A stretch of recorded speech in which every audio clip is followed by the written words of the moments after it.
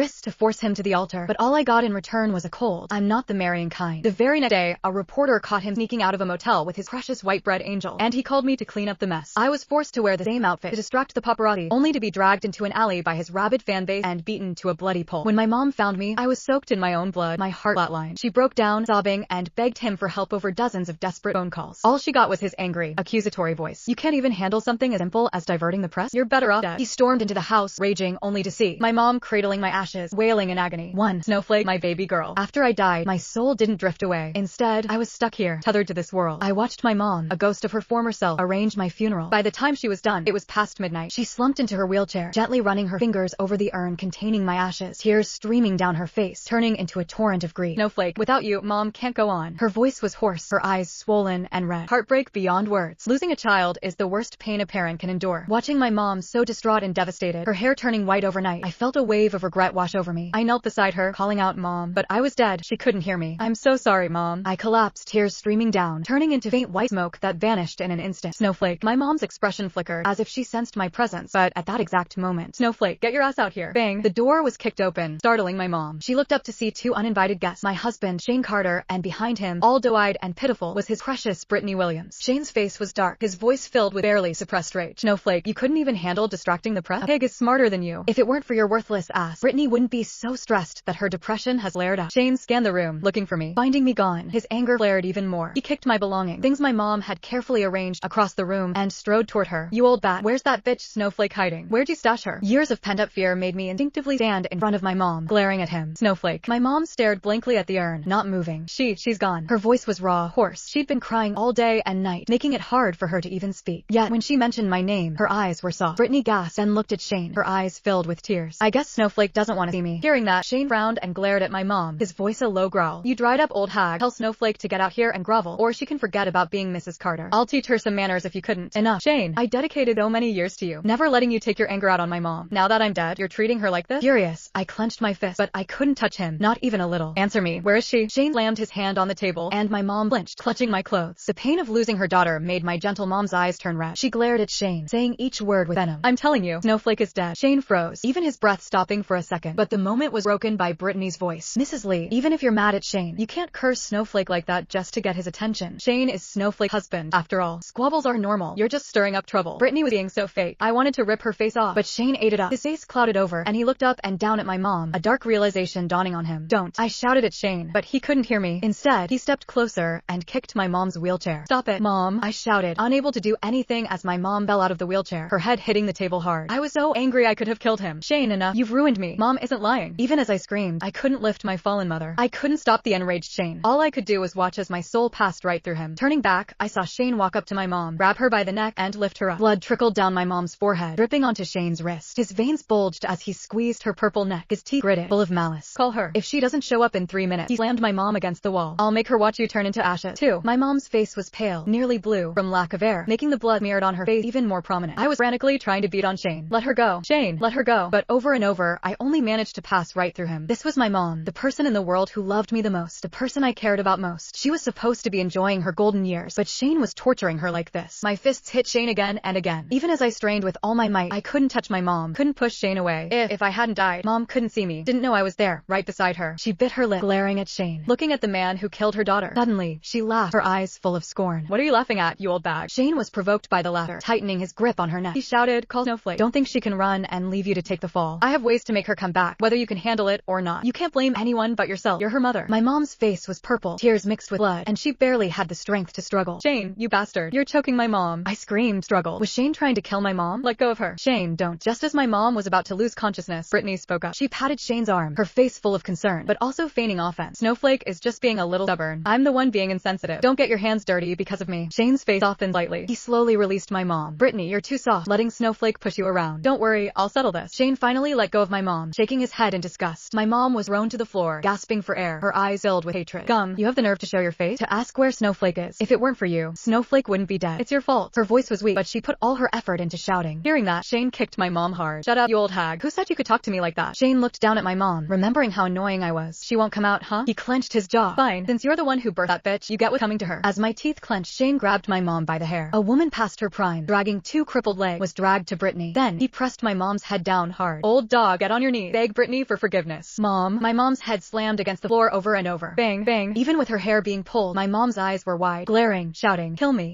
if you have the guts. Then I can see Snowflake. Blood streamed down my mom's forehead. She screamed. Shane was furious, pressing her head harder, as if trying to smash her brains out. The floor was covered in blood. All my mom's blood and tears. 3. I knelt on the floor, crying, my tears blurring my vision. I wanted to lift my mom up, but no matter how hard I tried, my hands only passed through her. I'm dead. Why am I already dead? Heaven, why do you deny me even this one simple request to lift up my mom? I just wanted to help my mom. Didn't want to see her humiliated like this. I was going crazy. Why wasn't Shane the one who died? I'd never hated him so much. Not even when I caught him in bed with Brittany had I hated him this much. He killed me, and now he wanted to kill my mom. I wanted to kill him. Shane threw my mom to the side, then stomped on her. My mom cried out, spitting out teeth and blood. Mom. I watched Shane crushing her face with his dirty shoe, his voice full of malice. You old hag, will that bitch come out if I kill you? Even as my mom's face was distorted, she whispered, she's dead. You want to see her? Then go die. Then my mom laughed. Oh, Snowflake is here, watching me, watching you. She laughed, looking at the urn on the table. Brittany looked at the urn, picked it up, and asked, this is cute. Shane, can I use it to feed my dog? No. My mom, suddenly struggling, screamed. Brittany squatted down, opened the urn, and frowned. EW, it inked. She patted my mom's face and blinked. Mrs. Lee, this ash is nasty. I'll just flush it down the toilet. That wasn't just my ashes, it was my mom's life. My mom struggled, finally pushing Brittany away and grabbing the urn. Even covered in blood, my mom clutched the urn, holding it like a precious treasure. Shane held Brittany up, his eyes full of anger. He kicked my mom, grabbed the urn, and placed it on the windowsill. My mom couldn't feel the pain. She was bleeding. Please, don't throw it away. It's Snowflake's ashes. Over and over, she slammed her head on the ground, begging Shane for mercy. Mom, she was